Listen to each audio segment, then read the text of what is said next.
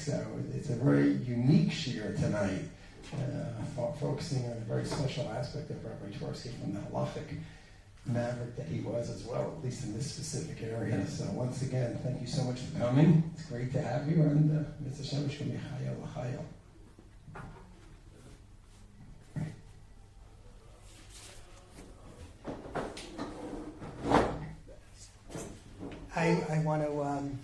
I want to thank you for inviting me to speak about Rabbi Twerski and Tekhelet, to the Twerski family, to Mrs. Twerski, and especially to this wonderful institute, which is just doing so much to spread Rabbi Twerski's Torah, his legacy, and his thought. And it's really a wonderful zchut that I think you all have.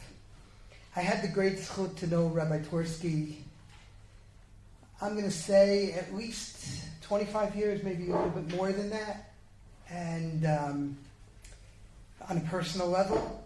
But the truth is that I owe the relationship actually to my wife.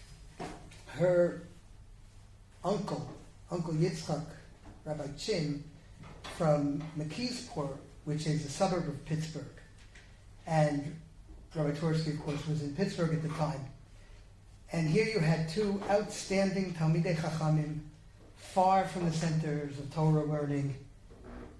So they became fast and close friends, and when Uncle Yitzchak and Aunt Dina visited us in Efrat, our family in Efrat, they went back and told the Twerskis what a lovely place Efrat is. So when it came time for Rabbi Twerski to build a house, it ended up being 2 doors down from us.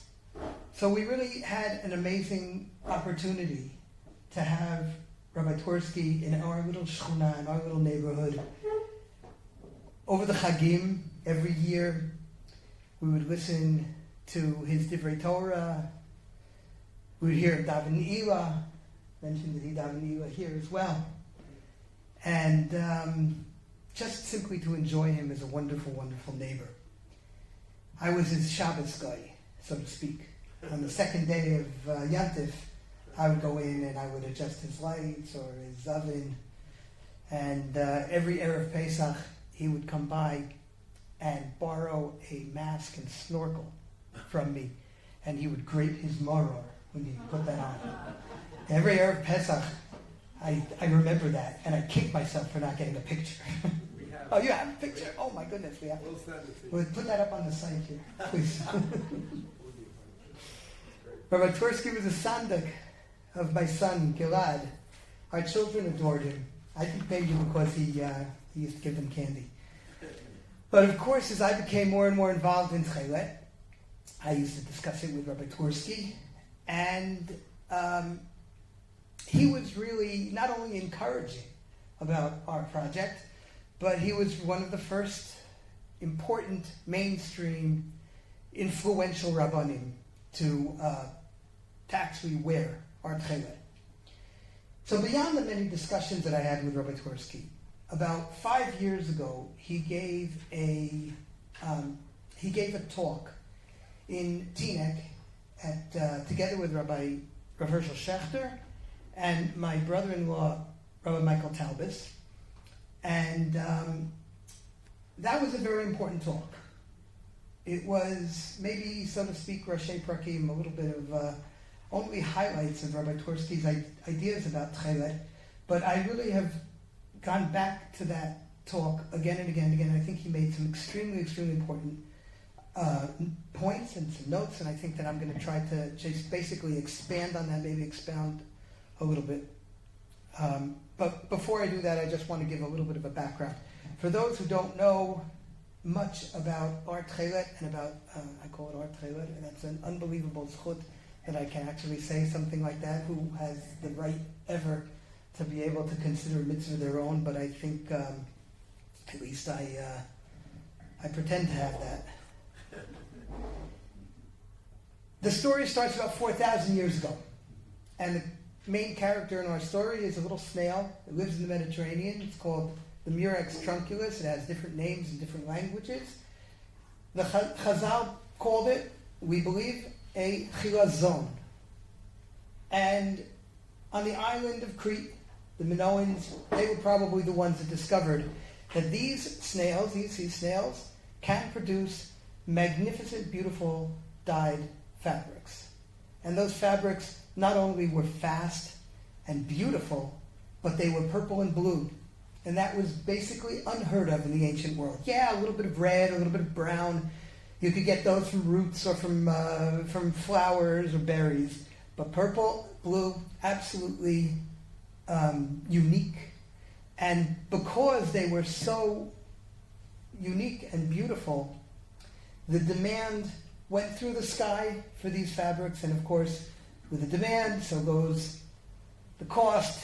These were extremely, extremely expensive. At one time, these blues and purples, Tekhelet and Argaman, Takiltu and Argamanu as they were called in the ancient Near East, they were worth up to 20 times their weight in gold. Now when the Torah comes along, 4,000 years ago when this was discovered, this is still the time of Avraham Avinu. But when the Torah first mentions Tekhelet, typical of the Torah, it does not deny the beauty, the aesthetic value, the economic value of these luxurious fabrics, but rather it takes them away from the sphere of treating them as something for self-aggrandizement, somebody to use as a symbol of their status or of their wealth. And instead, the Torah is mekadesh them. The Torah sanctifies them. Yes, they're beautiful. Yes, they're important. Yes, they're extremely, extremely expensive and rare. And that means that they should be used in the service of HaKadosh Baruch Hu. In the Mishkan, in the Mikdash. The Kohen Gadol wears a me'il kulo Tekhelet, all made of Tekhelet. The Kohen Hedyot, the regular Kohen, wears a belt made of Tekhelet. And every single little Kohen wears a Patil Tekhelet, one string of Tekhelet. V'natnu al tzitzit hakanaf Patil Tekhelet. So why do I say that every Jew is a Kohen? I didn't say it, the Torah says it. And if we are all a Mamlechet Kohanim, then we all have to be wearing Big Day Kehuna. And that is exactly what the Tekhelet is. It's the royal garb and the priestly garb that every Jew who is at the same time a member of this Mamlacha, a member of this royal entourage, and also someone who has this innate Kedusha, everyone wears this one string of Tekhelet. It was a beautiful mitzvah. It was a mitzvah that resonated with Jews. They identified with the mitzvah and were identified by the mitzvah. And so we even have non-Jewish speakers who talk about the Jews as those people who wear the blue, and it was something that was really something that was of religious pride and national pride, the Tekhelet. The story can go on, and we can talk about it for a long time. But for probably having to do with political issues, namely the impossible situation that happened to the Jews of Israel in the 7th century, when you had the Arab conquest, the Muslims' world war between the Arabs and the Byzantine Romans. And poor Israel, in the middle of all of that, was just in a situation where many, many things did not pass, many traditions did not pass that century here in Israel. And that was probably when Tekhelet was lost. When Tekhelet was lost, the marine source, this sea creature, the chilazon, that was the source of the Tekhelet. Tekhelet ain't ksheira ela min hachilazon, the Tosefta tells us. You need this chilazon in order to make Tekhelet. It's not just good enough if you have the right color or if you have it synthesized in a laboratory. It needs to be coming from the authentic source. Once the identity of that source was lost and the process for how to obtain the Tekhelet dye, then it was lost, and it was lost forever. So probably Tekhelet, like I said, around the 7th century is gone, and all of the Rishonim and the Achronim most probably did not have Tekhelet. So, about 200 years ago, the world, this, by the way, Tekhelet and Argaman, this blue and purple, they were lost not only to the Jewish people, but this was the cornerstone commodity of the ancient Mediterranean area. This was what the Phoenicians lived on, right? And what the Romans and the Greeks traded, and it made it all the way to Persia, to the royal houses. Right? So these royal guard, this royal stuff is going all the way from North Africa and all along the Mediterranean basin, and it really is something that's traded and very, very important, and gone. So nobody knows what's going on, not the Jews and not the ancient, and not the secular scholars. So about 200 years ago, when you had colonial exploration, we'll use a nice word, here in the Middle East, and archaeologists became the rage, right? Because they could dig up the past and bring them back to the British Museum or the Louvre. And all of a sudden you had a great interest, and people started seeing, we think we're getting a picture as to what this ancient dyes, these Tekhelet and Argaman, this Tyrian purple and biblical blue, what exactly they were, where they came from. And the consensus pretty quickly came to be that it was these snails, sea snails that lived in the Mediterranean, Murex trunculus, or Murex from the family of the Muricidae. And these snails, there are three of them, three different species that live in the Mediterranean. They all give the dye, or different shades of purple and blue. So all of these, quickly scholars recognized that this was what was meant by the ancient Porphyros, Chilazon, whatever you wanted to call it. The chemists, marine biologists jumped into the story and quickly realized that you could actually obtain beautiful dyes from these snails. So the story was really becoming clarified. Three things were taken as fact, three statements. The first, Murex snails are the source of ancient Tekhelet.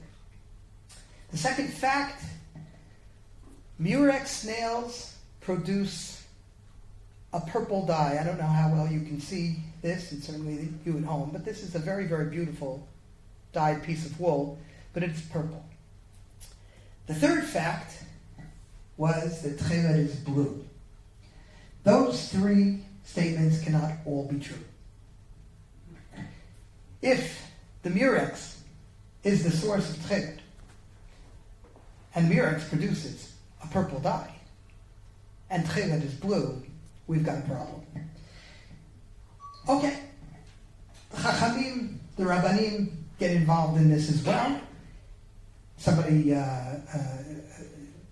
finds out what's going on in the secular world. It's fair to say, so Lifshitz already reads Gesenias and hears about these ideas and says, okay, the secular scholars are telling you that it's a marine snail. That's true. The secular scholars are telling you that this snail lives in the Mediterranean. That's true.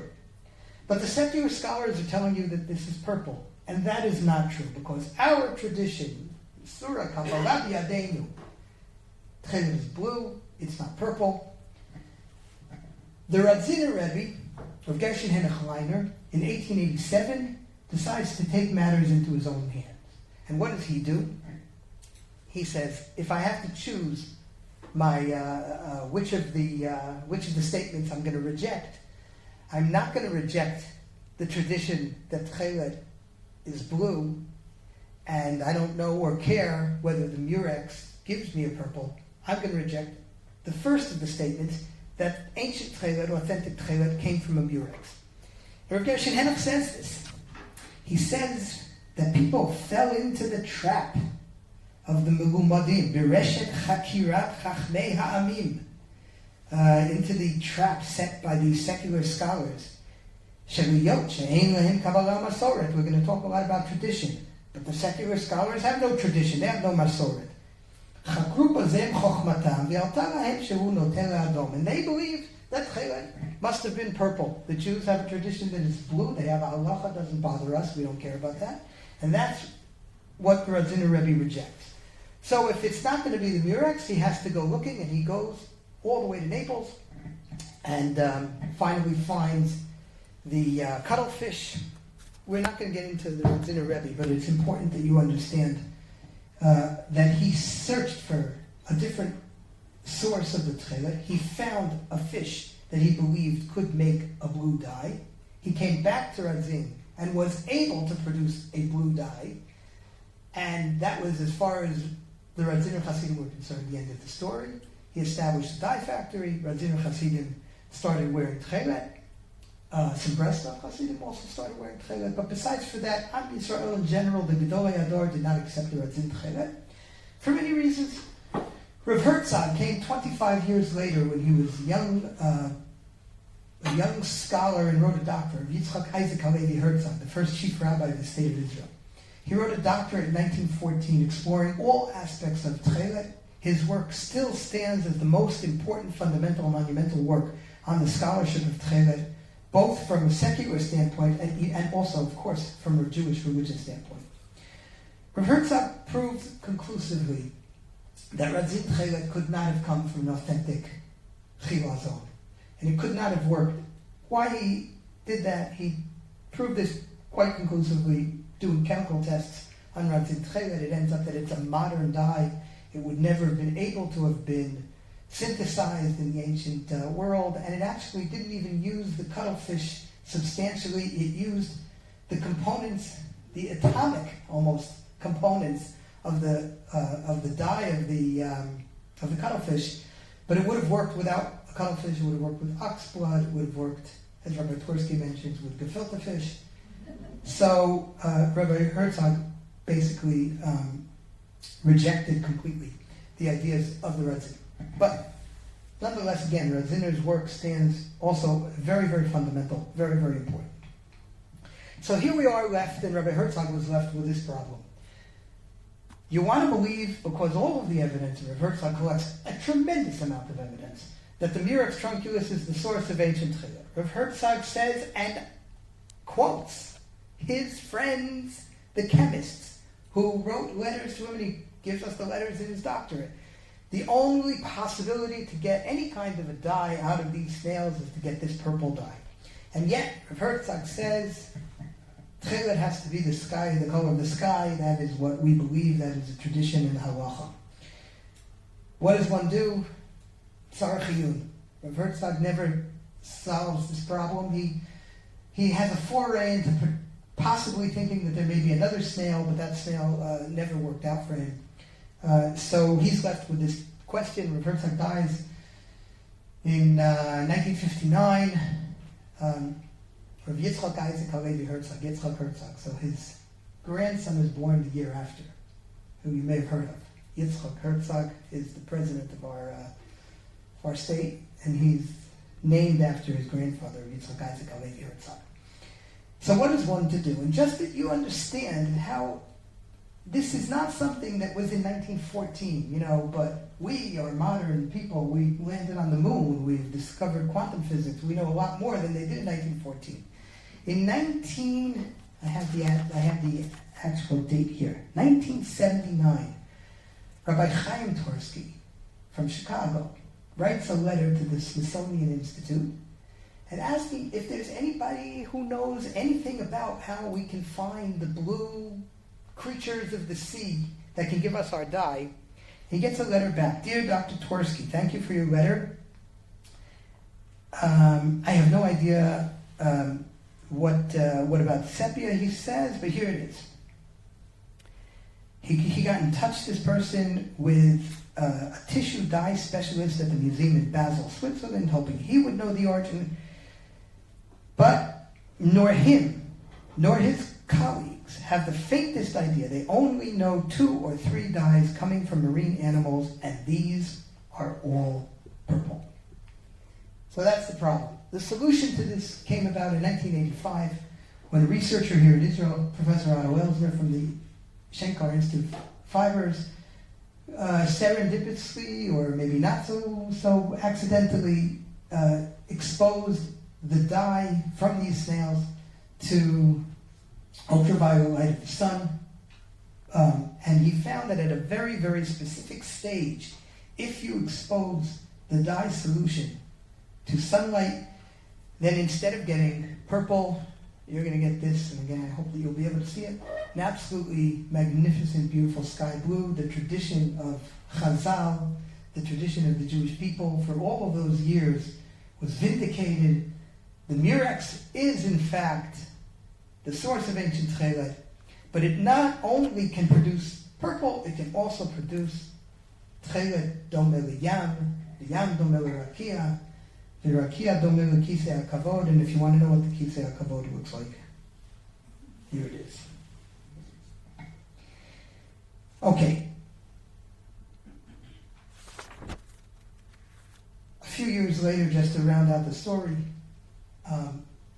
Rabbi Twerski, who is the founder of our institute, of our organization, Rabbi Twerski takes this knowledge from the laboratory and implements it practically with halacha, and he in 1987 made the first set of Tekhelet in over 1,300 years. We joined him just a few years later, and myself, Joel Guberman, and Ari Greenspan, and we together founded Ptil Tekhelet, and the rest of this day is halachic history. In Rabbi Twerski's Teaneck presentation that I mentioned earlier, and I want to get back to that because that's really what I wanted to talk to. When do I have to finish? 8:30. Oh, no, okay. It'll be way before that. No, it'll be way before that. And I'll leave hopefully some time for questions if anybody has. In Rabbi Twerski's presentation, he begins by saying, he's telling us a story. In his youth, he says, there were those in his kehillah, in his congregation, that wore radzin tcheles. And he started looking into this question of wearing tcheles, and it ends up that there was, in the Twerski family, someone who, one of their forebears. I think he says the name was Rumatel. I wasn't 100% clear. I tried to look it up. Yeah, we have the book with that title. The Zaydi Rumatel. Okay, so you know better than I. Thank you. Rumatel, he says, Rabbi Twerski says this, I can't vouch for it. He says, Rumatel had Ruach HaKodesh. And Rumatel was a great saint and a great tzaddik. And Rumatel lived in the time of the Radzin Rebbe, or in the time of Radzin Tekhelet, I should say, and he did not wear Tekhelet. So Rabbi Twerski says, that was enough for me. If Rav Matel didn't feel that it was important enough for him to put on Radzin Tekhelet, then I felt that I didn't have to put on Radzin Tekhelet as well. But Rav Twerski did put on Murex Tekhelet. And I think that this anecdote tells us a lot about the way Rabbi Twerski approached a number of things. First of all, Rabbi Twerski did not consider wearing Radzin Tekhelet because of the authority of Rav Matel. It was a tradition, a masoret within his family. And then he did decide to wear Murex Tekhelet, which means that Rabbi Twerski's understanding of masoret and tradition was not uncompromising and complete. It was nuanced. He wrote about tradition. He loved tradition. He lived tradition. It was of primary importance and fundamental to his outlook on religion. But he didn't blindly apply tradition wholesale, unqualified, indiscriminately. He often told me, he would say, I never ask what my father did, what my grandfather did, what my Rebbe did. But rather I ask, what would they have done if they were in my situation today, in the context that I'm in, with the life experiences and the knowledge and the data that I have? Then I ask myself, well, how would they have acted? And that, I think, is a true notion of the solar of tradition. You take the values, the methodology of thought from your treasured past, from the luminaries and the forebears, but you apply them to the contemporary challenges and situations of your own life. And I think that is what Rabbi Twerski really, the way he understood tradition. And like you said, he was a maverick. but I don't think he would have ever considered himself as going against the traditions of his family in any way, which is interesting. Secondly, and somewhat related to this idea of Rav Muttel, it actually happens that Rabbi Twerski's understanding of tradition, or the story of Muttel, is actually almost precisely mirroring something that has to do with the controversy of Razin Tekhelet, and that is what exactly the Beis Halevi said about Razin Tekhelet. Okay, so let me back up a little bit.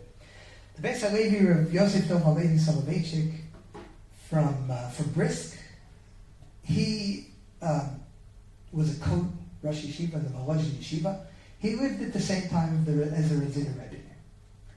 Now, his great-grandson, Rabbi Yosef Dov Halevi Soloveitchik, that we know of, I think, in the vernacular as the Rav gave a shir on the issue of tradition, of Masorah.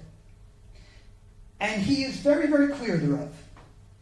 He says, and I'll read it to you. Yadua ma she'ira ben zikni agon Rabbi Yosef Dov Halevi.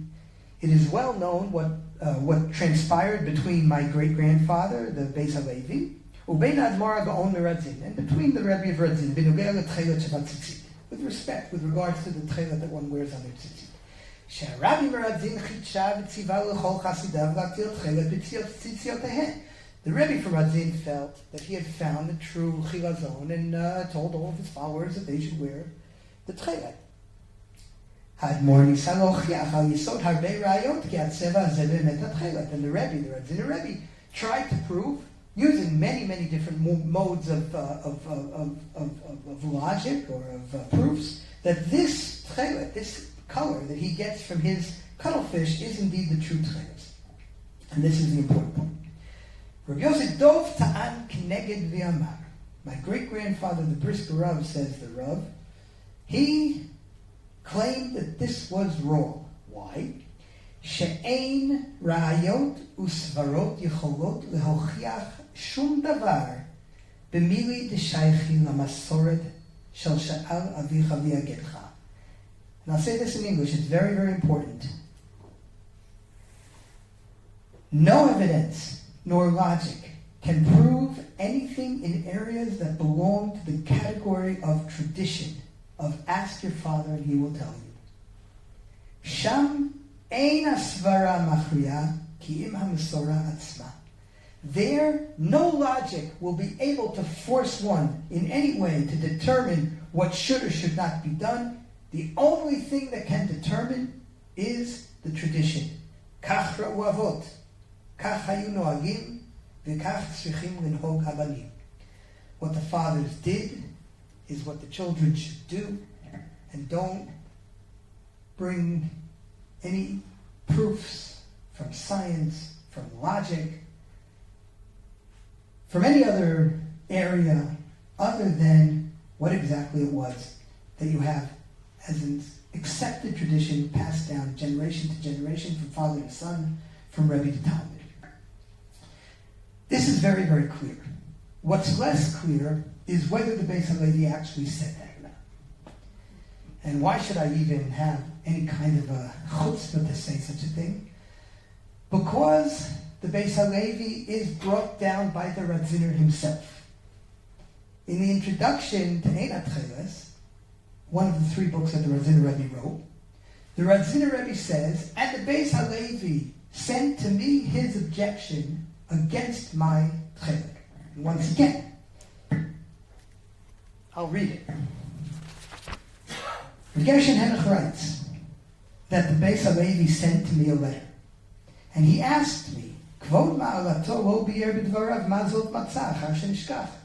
I never heard from you, from Rav Gershon Henach, from the Rebbe. I never heard what exactly it was that was lost and what was found. Was it that the snail itself or the fish itself was something that became extinct and now it's come back? Or maybe it was the process that was lost and now all of a sudden you've discovered what that ancient process was? Now, if you'll tell me what exactly was lost that you found, אז נהיה מחויבים לשמוע אליו וללבשו. Then I'll listen to you, and I will put on Tekhelet. Achein, however, im nomar ki hadag haya b'metziut. Well, let's say, for example, that you're going to tell me this fish was always readily available. Everybody knew about it. And not only that, but the process of extracting the dye and how exactly to use the chemicals and whatever it is that you do, all of that was well known. But I, the Ratzin Rebbe, am coming along and saying all that which was known for all of these generations, now I'm going to tell you that that's real Tekhelet. Well, if that's the case, says the Beis HaLevi, then it would be Harei V'al Kol Zeh. And nonetheless, even though everything was known for all of these generations, Lo Lavshu Avotenu V'Avot Avotenu, and nonetheless our fathers and grandfathers never wore this Tekhelet, Harei Hu Ke'ilu Yesh Lanu Masora Me'Avotenu Ki Zeh Hadag Einenu Achila Zon. It's as if we have a negative tradition. If you have no change in circumstance, no new data, no information that was not available to the Vilna Gaon, and to the Rambam, and to the Bach, and to the Shach, and to the Taz, and to all the Rishonim and Achronim for all those generations, but you're coming along and saying, everything that they know, I know, but I'm going to explain it differently, that to me, just like Rabbi Twerski said about Rav Matal, to relearn the whole sugya of Rav Zin Tekhelet, and Rav Matal did that very well. Did Rabbi Twerski find that there was anything new involved? No, there was nothing new. Rav Zin was Rav Zin in 1887, and also in 1914 when Rav Herzog learned it, and also in 1980, 70, whenever it was, or 19, I don't know when Rabbi Twerski is talking about, when he first started thinking about it. Nothing has changed. Rav Matal didn't wear it, nothing's changed, I'm not going to wear it. But if there is something new, now, Beis HaLevi is saying something very different than what Rav Soloveitchik is saying in his grandfather's name. In fact, he's actually saying precisely the opposite. And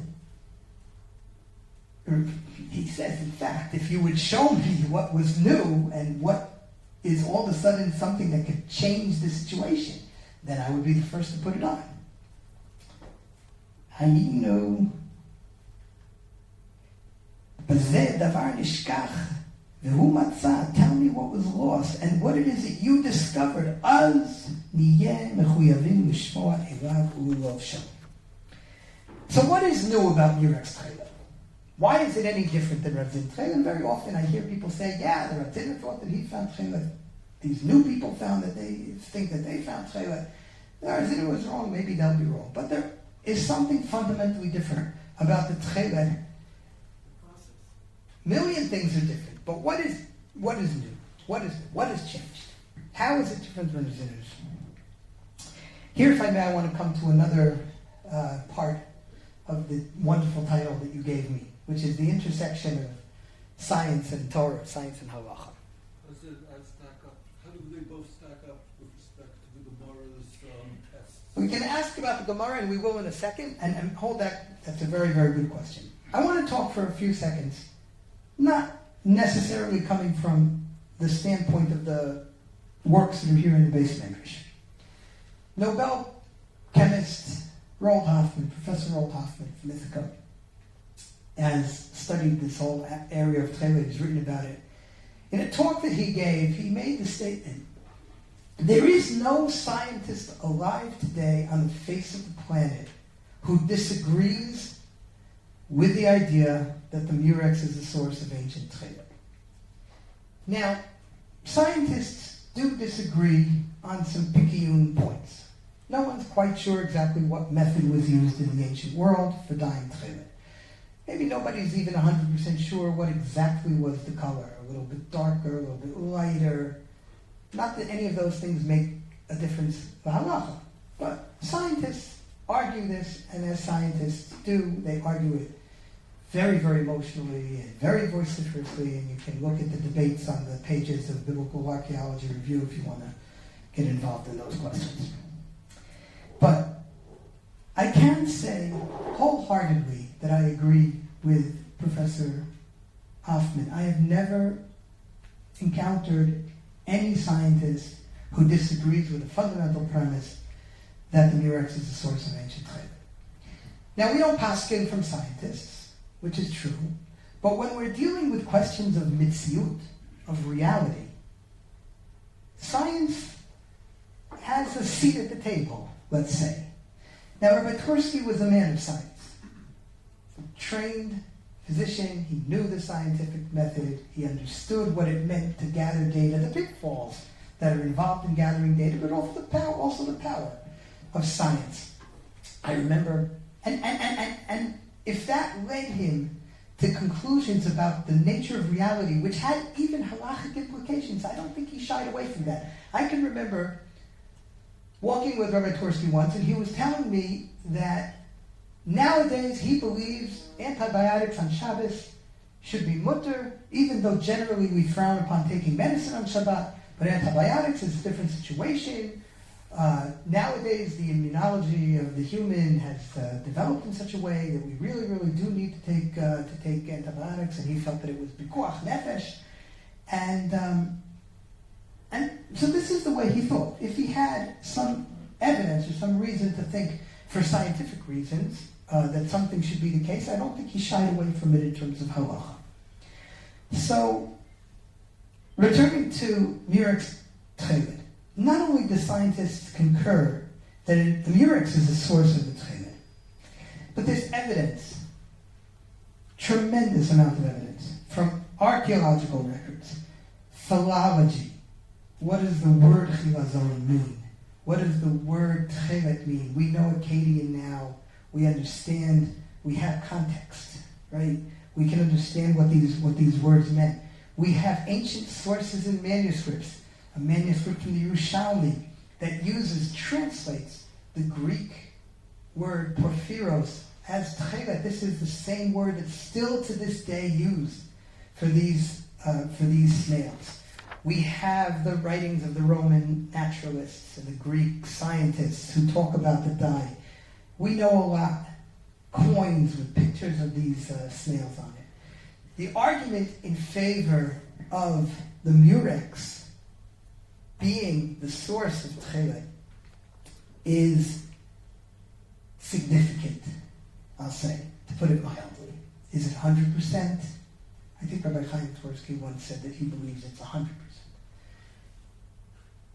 Maybe it's not 100%, it depends on where you draw the line. But at least it's a powerful enough case that it is a suffix. And as Rabbi Zion Halberstam from Bobov, and now is a Rav in Lakewood, once made a very, very important point. He said, if the Murex Tekhelet is suffix Tekhelet, then one has a vadai chiyuv to wear it. It's like, for example, I have an esrog. It's the only esrog I have, right? It may be kosher, it may not be kosher. I'm not sure. Do I have a chiyuv to take the arba minim with that esrog? I have two options. Not to keep at all the mitzvah, 100% not keep the mitzvah. Possibility that I could be mimekayim the mitzvah and sukkahs of arba minim. And so you have a chiyuv, the vadai chiyuv that you have to, maybe you don't make a bracha. And if that's the case, maybe if you really have a suffix, maybe you shouldn't make a bracha on tzitzis, I don't know. But to wear the Tekhelet should be something, at least, that if it's mitam suffix, then one potentially would be chayav to wear it. Okay. There's a story that's brought down in the Masjid from the Chazon Ish, where someone came to him and asked him, should I wear a zin Tekhelet? In the early 1900s. Herzog said, no, because it's not even a suffix. How do I know that it's not even a suffix? Because if it was a suffix, then people would have been wearing Tekhelet, because suffix d'oraisa l'chumra, suffix that you can be mekayim the mitzvah. It's obvious. If you have a suffix mitzvah, you should be mekayim the mitzvah. So the fact that nobody in those days thought that it was important enough to wear a Tekhelet shows me that it wasn't even a suffix. There's a lot more to talk about in terms of Murex Tekhelet. I visited Rabbi Slifkin's wonderful Biblical Museum of Natural History, and he has an exhibit that he's putting together on Tekhelet, and I think that that's going to be very, very enlightening. And of course, if anybody wants to study more, you can come to our site, Tekhelet.com, search for us, you'll find Tekhelet. Bezrat Hashem. So returning to the Beis HaLevi, I want to get back to this.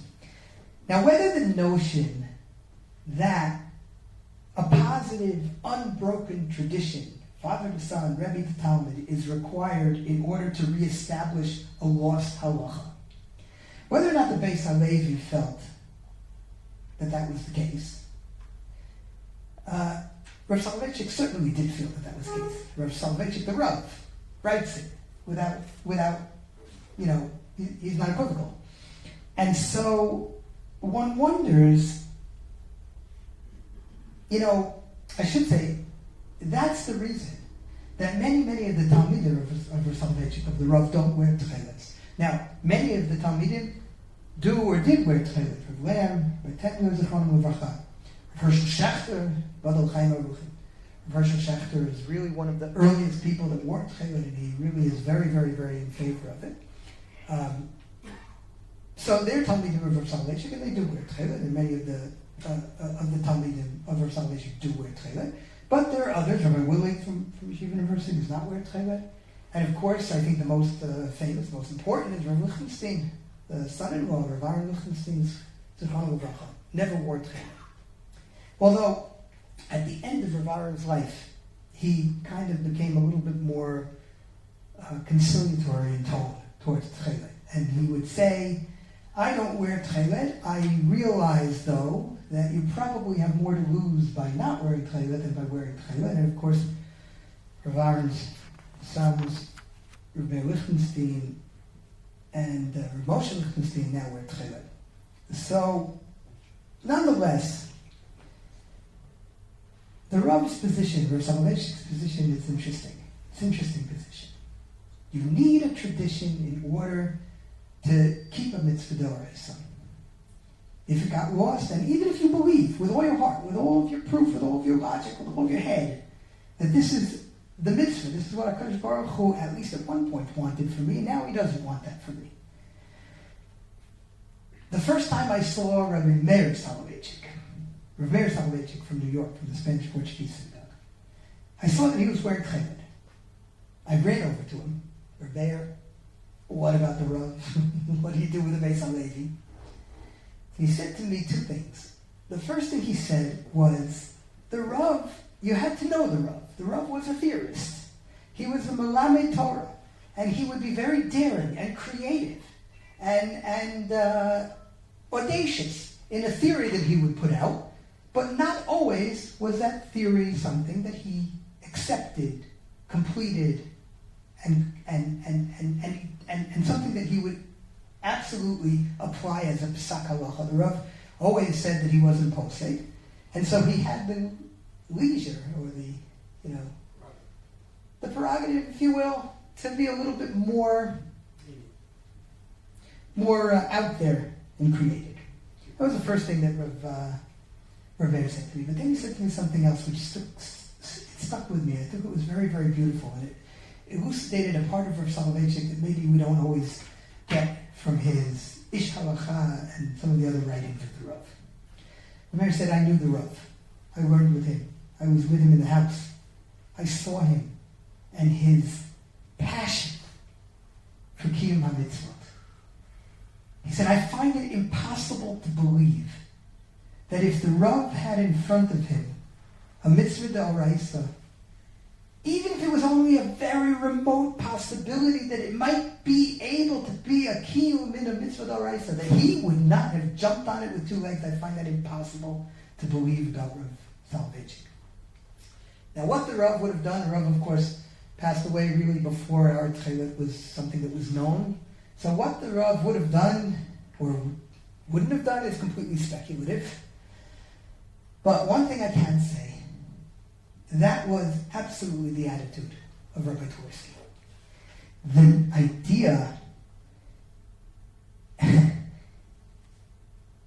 The idea that he could be Mekayim a mitzvah was just something that he just loved mitzvah. He was excited about it. So I remember walking with him to the mikvah when he was going to be the sandik of my Rav, the first day of Pesach. He was going to be the sandik for my son. He went to the mikveh. He asked me to come with him. He was bounding down the road, going to the mikveh. 6 o'clock in the morning, I was barely awake. The opportunity to be Mekayim a mitzvah to go to the mikveh, and then to be Mekayim another mitzvah by being the sandik, it was just something that got him so excited. And this leads me, I think, to another point that Rabbi Twerski mentioned in this lecture that I keep coming back to. Tekhelet is categorized as a chotam shel melech, a seal, a signet of the king. The Gemara tells a story, a parable. The Gemara says,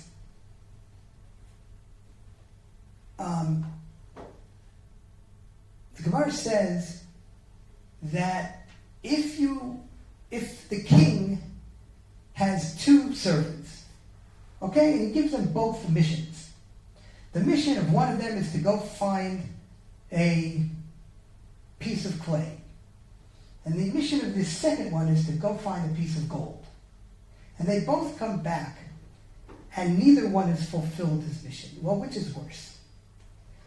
Gadol onsho shel lavan me onsho shel tekhelet. It's a lot worse if you don't bring back that clay because it's so readily available. Mainly you didn't bring back the gold. That's very, very hard. But if you didn't bring back the clay, gadol onsho shel lavan. It's a lot worse if you don't wear the lavan tekhelet because that's readily available. You don't bring back tekhelet worth 20 times its weight in gold. I can understand that. Okay. And if you think about it, a servant of the king, an ox, when it plows the land of the king, is a servant of the king. The vizier, who is in charge of implementing all of the king's policy and strategy, and it has control over all of his lands, he's also a servant of the king.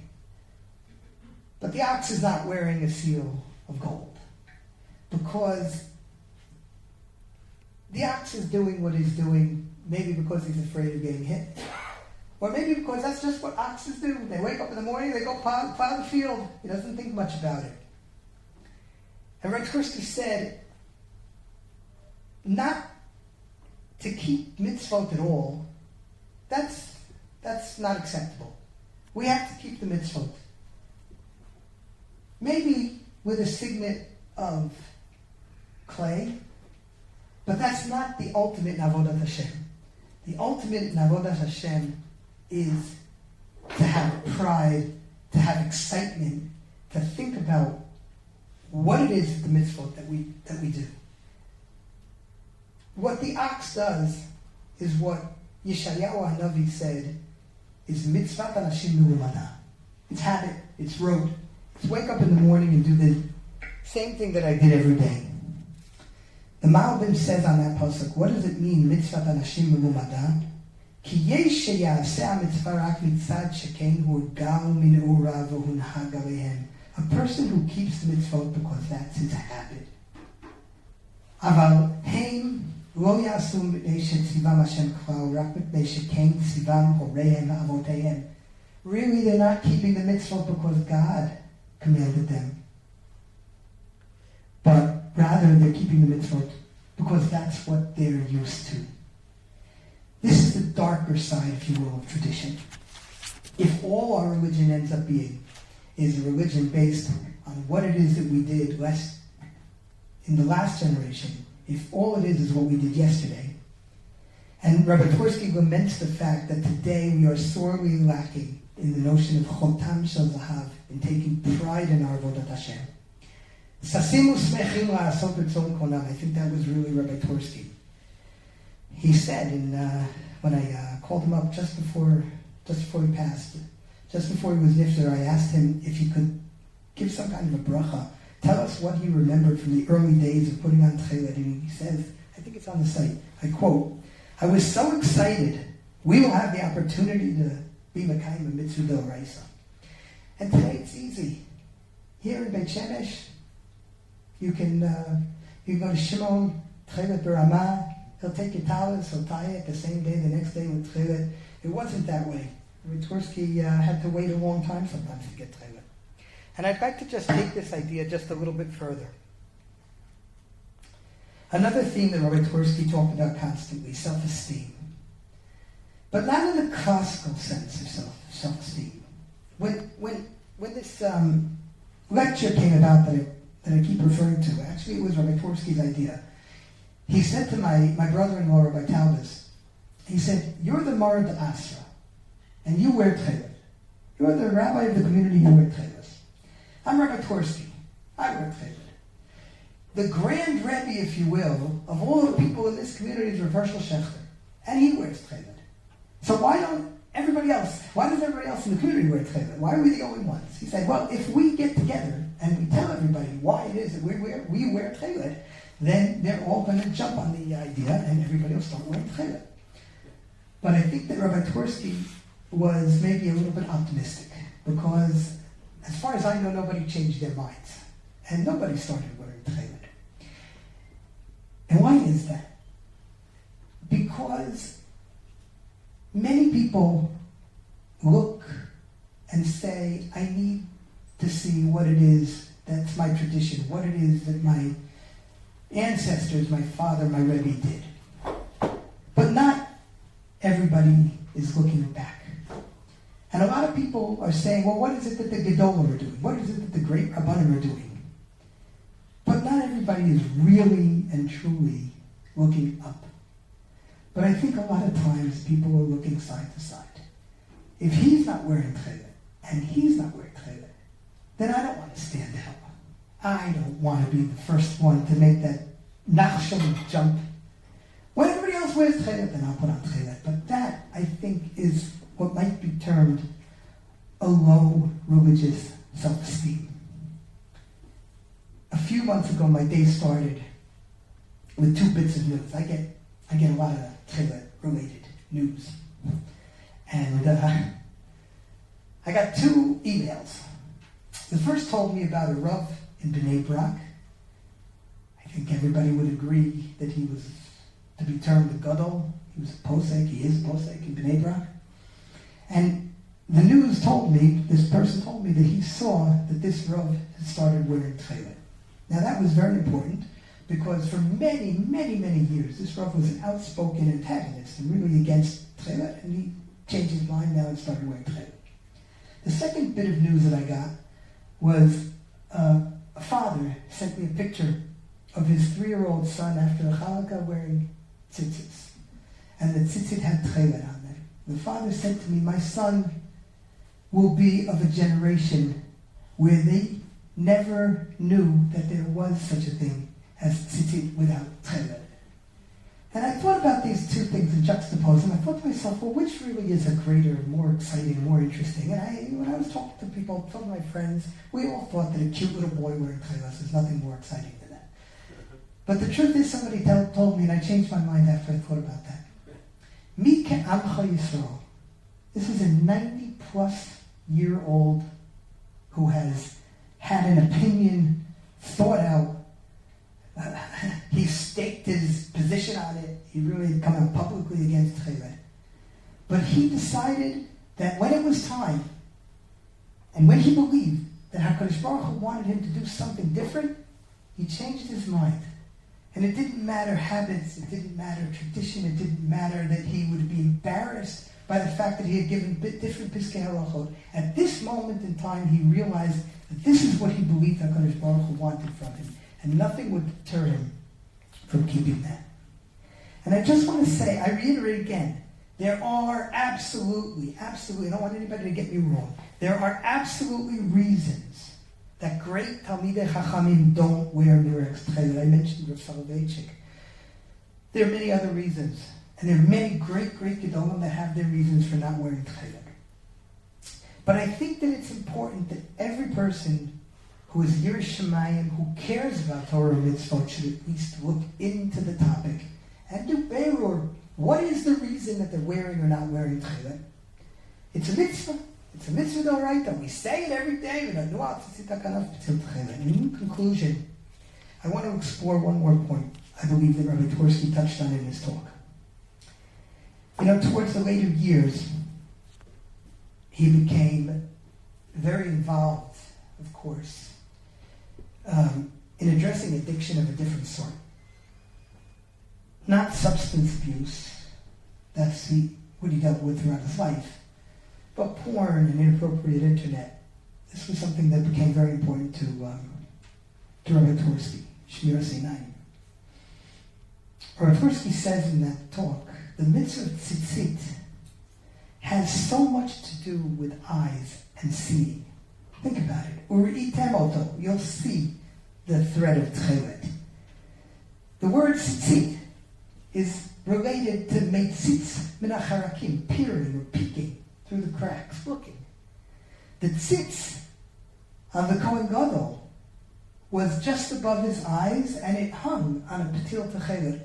All of these ideas lead one to the belief that tzitzit could help us use our eyes properly. And Rabbi Twerski believed that if there was anything that even had the remotest chance of helping us in our battle against seeing those things which are inappropriate, keeping ourselves at least a millimeter farther away from those temptations, then it was the most important thing for our generation. If I may, I'd like to connect that with some of the things that I talked about. There's another connection between tzitzit and the rest of the parsha. Tzitzit comes in the parsha, what's right before it? The Meraglim, right? The Meraglim who came into Eretz Yisrael and brought back Dibat Ra'ah, bad news about Israel. And what does it say in the midst of tzitzit? V'lo taturu acharei lavchem v'acharei nechem. Don't lust, I don't know exactly what the word is, don't follow your eyes and your hearts inappropriately. But the word lo taturu is also used in the parsha of the Meraglim, of the spies, where they are sent, latur, et haaretz. So this word is a key word in both the beginning of the parsha of Parshat Shlach by the Meraglim and also in the parsha of Tzitzit. And what exactly is it that the Meraglim saw with their eyes? Well, the pasuk tells us, Visham ra'inu, there we saw, et hanafilim, b'nei hanak, these giants. Vanehi be'einenu kachagavim, v'chein hayinu be'eineihem. And in our eyes, we were like grasshoppers, we were like locusts. Tiny little... And in our eyes, that's what we felt like, and so were we in their eyes. I mean, this is classic. It's exactly what happens. A person has an image, a self-image, and it gets projected, and he feels that everybody else has exactly the image that he has. And I think that this idea of low self-esteem, which is so characteristic of the Meraglim, is something that the Tzitzit are trying to correct in some way. But what else is it about grasshoppers? Why not beetles? Right? Why not ants? I don't know. Why not, lizards? Why grasshoppers? And I think the answer is because grasshoppers swarm. Grasshoppers follow the pack. And it's the group that defines what the grasshoppers do. And it was an overwhelming majority of the spies that came back, and they kept to their story. And all of Am Yisrael, the entire Am Yisrael, not one didn't. They all cried that night. And that was just something that was unbearable and led to this terrible catastrophe of the penalties and the punishments for the spies. But for two who were able to say, I do not follow the pack. I am going to think for myself and understand for myself. And Kalev and Joshua were able to cross over and come into the land because they were able not to be grasshoppers, but to make their own ideas and religious destiny. Today, the word latur means what in Hebrew? In English? Latur. Tourists, right? By definition, a tourist comes to see, but not to change. A tourist is a passive observer, a spectator, not a player.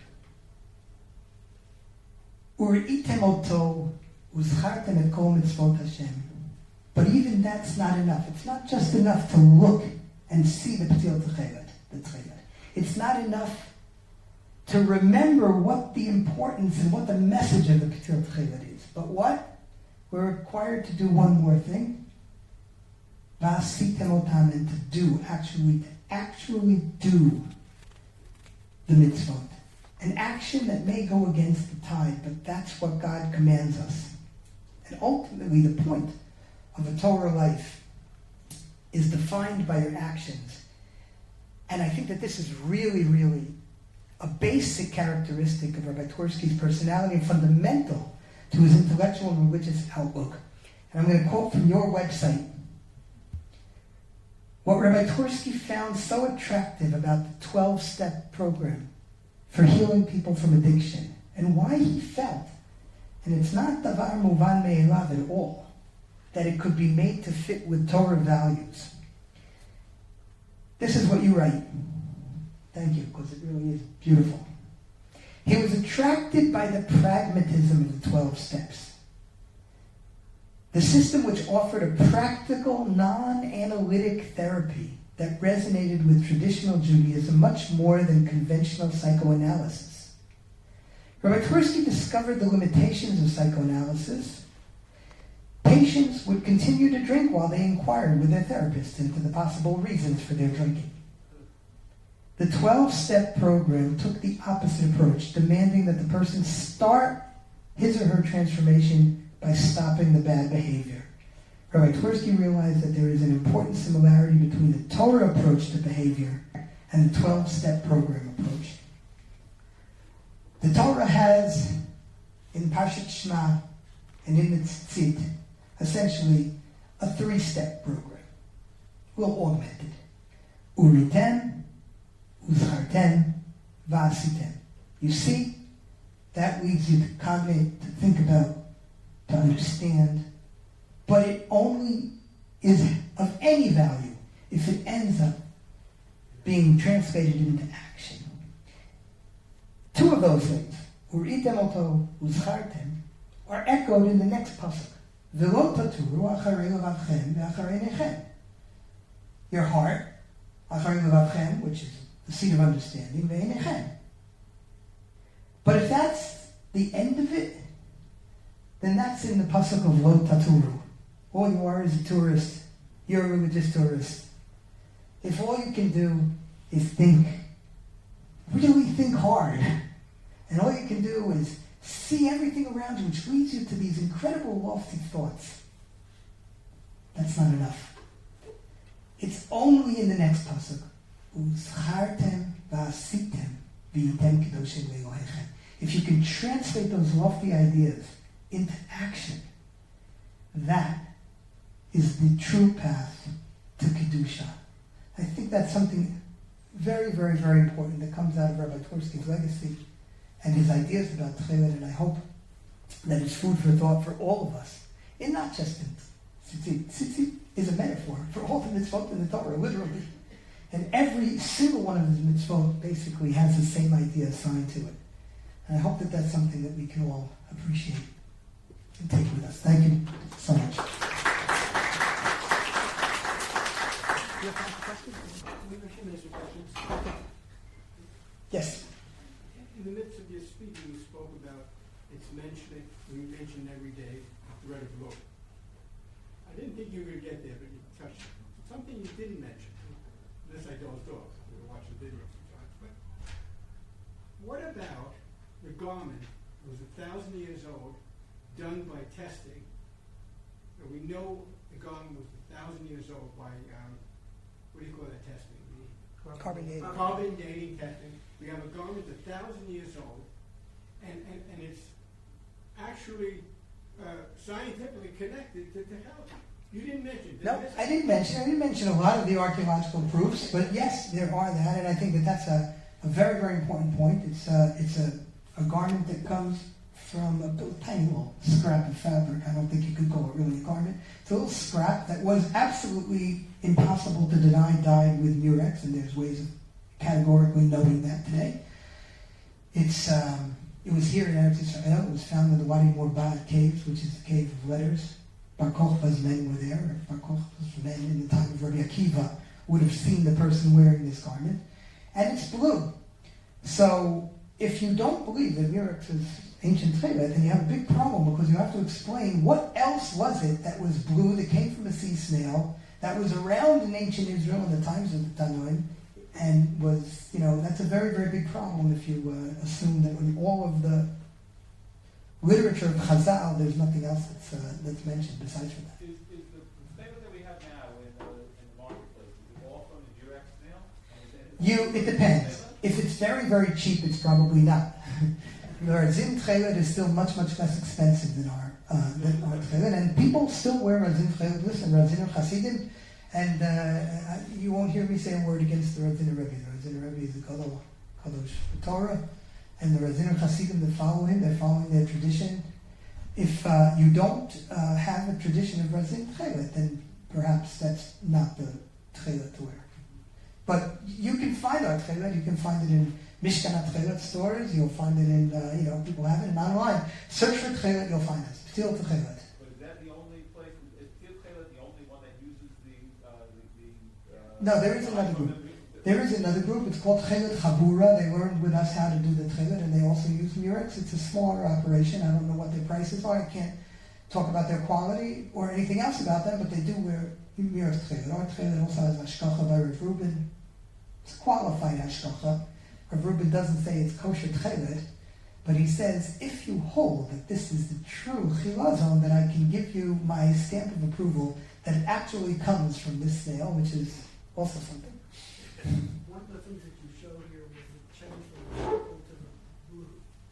Now, the purple, is that the argaman that you referred to? Yeah, we believe that this is argaman. It probably would have been mixed with another cousin of this snail, which is the Murex, not Murex trunculus, but Murex brandaris. It could get even a little bit redder, but this would have probably been considered a beautiful purple. I don't know, it would have been up to different people's tastes. So from the same... Yes. It should be exactly the same snail, exactly the same chemical recipe. One is exposed to sunlight and the other is not exposed to sunlight. As a matter of fact, when we get our dye delivered from the different places around the Mediterranean where we collect the snails, Rav Reuben's mashkiach needs to be there when we open up the dye. And we do 2 experiments with the dye that we get. The first we do in sunlight, and the second we do in absolute darkness. And if we can show the mashkiach that this dye will come out purple in darkness and blue in sunlight, then as far as we know, there's no other chemical that can do that on the planet. And this is good enough for Rabbi. Yeah. Did it ever bother any of the rabbis or people in general that the Tekhelet comes from an animal which is not kosher? Okay. So the fact is, yes, absolutely, it bothered a lot of people. Anybody who dealt with the issue, or the Radziner Rebbe, he's got a cuttlefish, which is just as bad, it's just as trafe. It's actually, it may be even worse. But the Radziner Rebbe dealt with the issue, and he says, kind of like a little bit about Pesach. Remember you learned on Pesach that if something that is not rayu achilat kelev is not considered chametz. If something is processed to the point where it is completely non-edible, and then you use it in a foodstuff, so it loses its problem of chametz, and the Radziner Rebbe posited that it would lose its problem of kashrus as well. Kashrus doesn't bother me. There are a lot of unkosher animals that are used for different things, like, for example, another one of the dyes, the Kermes insect, Talat Shani, the Tachash. We don't know what it was, but it probably wasn't kosher. The problem that would really bother me is if it was tamei. If it was unclean, ritually unclean, I would have a problem bringing that into the Beis HaMikdash. Luckily, nothing in the water is ever considered tamei. The snail is not considered tamei. It's considered non-kosher. It's not something that you're allowed to eat, but it's not considered tamei. It's not metame anybody. Get back to this. Point of information. Yeah. If you took the violet sample, you put it in the sun... Right now, no. It's only at a very, very specific stage in the dyeing process. If you put that in the sun, would it turn blue? No. Not now. No. But it originally would. If I put it in the sun, at a specific stage in the dying process, then it would have turned blue. Oh, so there's the stage. Yeah. And that's why it was so difficult for people to understand that. Yet you wonder why these chemists never did it. Well, the chemists were working in their laboratories, and they didn't have chutzpahdik students who said, "It smells too much, Professor. Do your work outside." Here in Israel, luckily, we have chutzpah. And of course, the reason why Rabbi Herzog never discovered this issue of the sun was because where did he get his doctorate? At the University of London. There's no sun in England.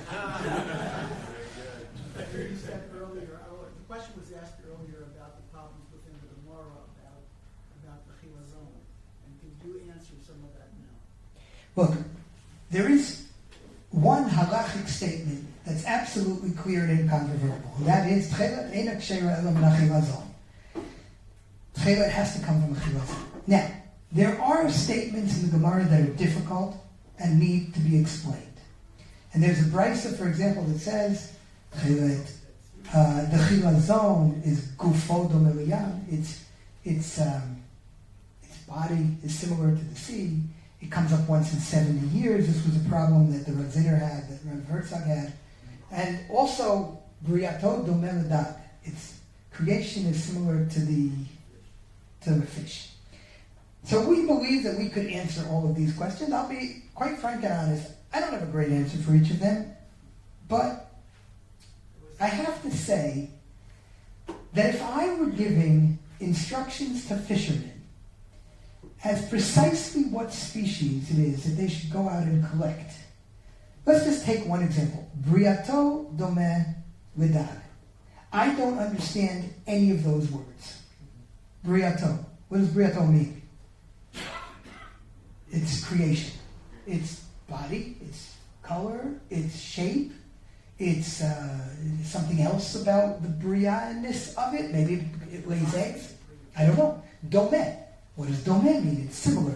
Is it exactly similar? Is it similar to similar? Dome to dome. They get into all these questions. Maybe it's a little bit like it, but not really like it, because then it would be exactly like it when we use the word dome. And what is a dag? This, I don't know what, 1 million, billion species of fish. So it's got to be like something that's a fish. So this is clearly not something which is meant to be instructional, that the fisherman had this in his pocket when it went out to look for chilazon. Aha! This is briaton meladad. That's what I'm going to do. It has to have a different understanding. Mirza Hashem, we put out a pamphlet every year with Parshat Shlach. In this year's pamphlet, we will have 2 articles on this brisa. One of them tries to explain it in a more straightforward, logical way, and the other tries to explain it with a little bit of a sewed, more of a hidden understanding. Was there something else about the Dead Sea or something like that? Yeah, so the Rambam says that Biyam HaMelech Umatsui. Again, there's many things. There's excellent books that have been written on this.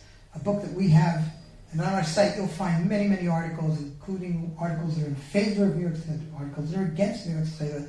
One fantastic book is called Levush Ha'aron, which goes through things on a very high level.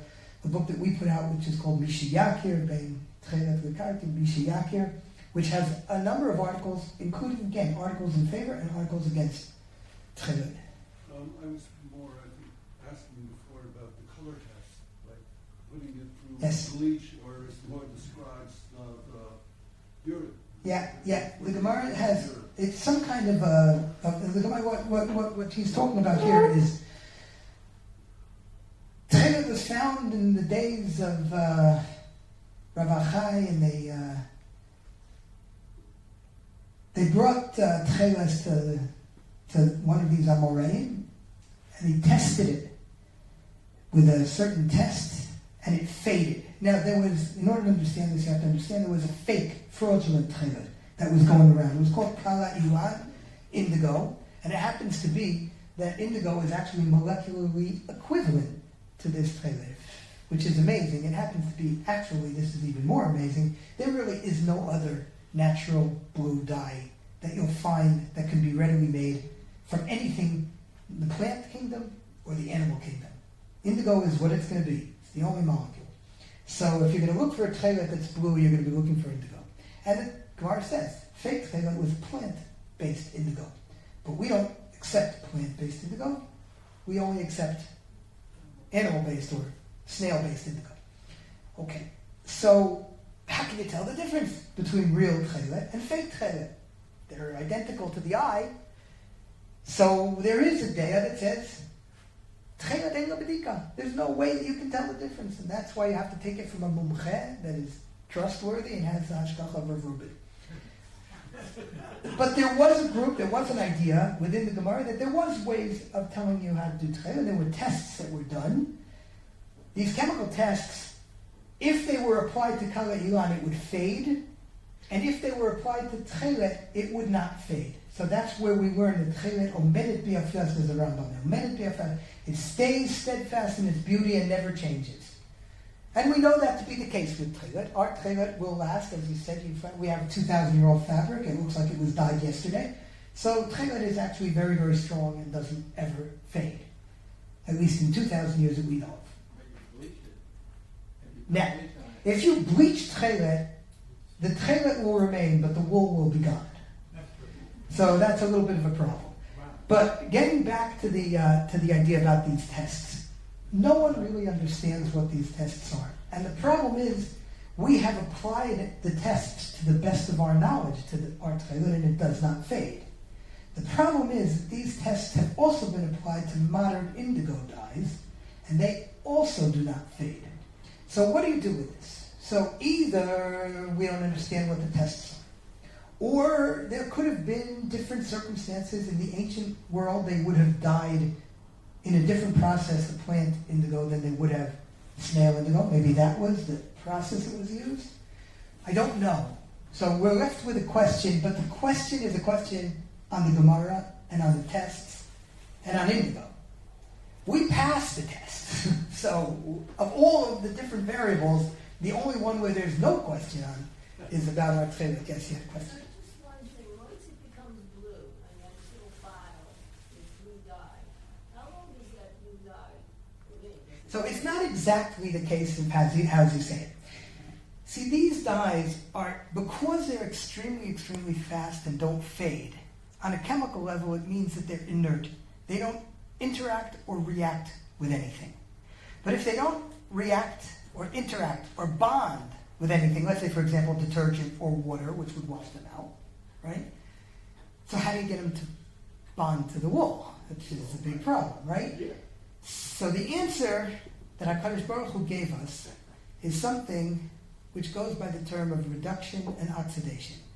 These chemicals can be reduced, which allows them to become water soluble, and the chemistry is something that we can get into. I don't think we have the time. But once they become water soluble, they can be inserted into the matrix of the wool, and then they're oxidized, and that brings them back to their previous color. Wow. In that little window of time, when they are in this reduced state, they have no color. They have a very, very bright yellow color. They're called leuco indigo or leuco-dibro indigo, leuco from the term white. So they lose their color pretty much completely at the time when the sunlight would be changing their color. So we can't see anything going on. It's not like it's purple and then you put it in the sun and it slowly gets more and more and more blue. No, you don't see any of that. You have to put it into this, as I mentioned, this very, very different state. Once it's in this state, you need to put it in this state whether you're going to dye with it purple or blue or anything else.